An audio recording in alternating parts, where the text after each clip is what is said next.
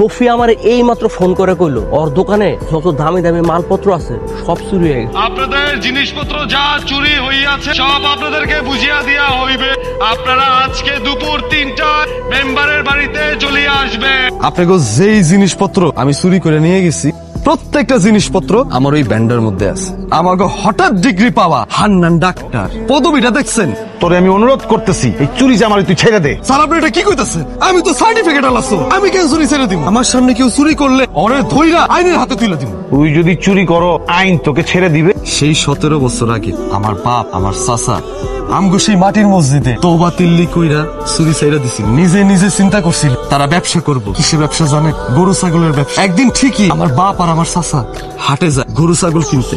এর মধ্যে আমাগো গ্রামে একটা ছাগল চুরি হয়। আমার বাপ চাচা কিন্তু কেউ জানতো না যে আমগো গ্রামে একটা ছাগল চুরি হয়েছে।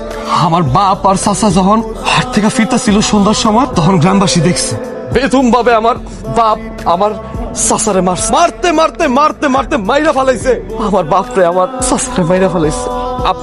আপনারা কি পাইছেন? কোন কিছু পাইছিলেন? আসলে কি আমার বাপ আমার চাচা চুরি করছিল? না, আমার বাপ আমার চাচা চুরি করে নাই, এটা আপনারা বুঝতে পারছেন। কিন্তু আমার বাপ চাচা তো আর ফিরে আসে নাই। কিন্তু আপনারা ঠিকই তারপরের দিন জঙ্গলে ওই ছাগলটা পাইছে। আমি আমার বাপ আমার চাচারে পাই নাই। তারা শুধু মায়েরাই ক্ষান্ত হয় না, আমার আব্বা আমার বড় চাচা আর আমার বড় চাচিরে তারা কবরও দেয় নাই, তারা নদীতে ভাসায় দিছে। আমরা তো কেউ চুরি করতে চাই নাই।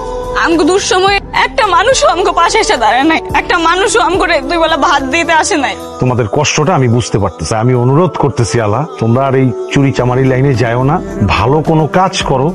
যে কোনো সাহায্য সহযোগিতার জন্য আমি তোমাদের পাশে আছি।